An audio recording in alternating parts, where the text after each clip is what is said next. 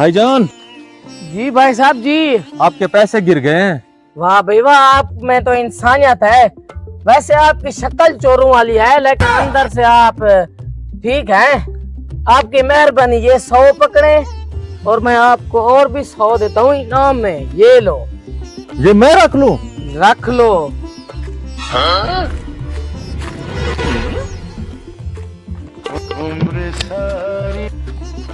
भाईजान, जी भाई साहब जी।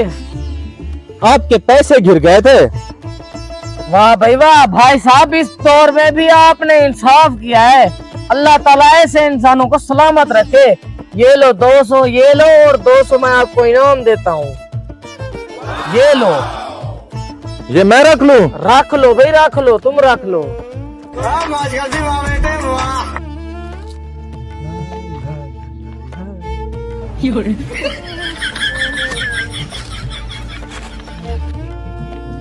भाईजान जी भाई साहब जी। जी, 1000 रुपया आपका गिर गया था।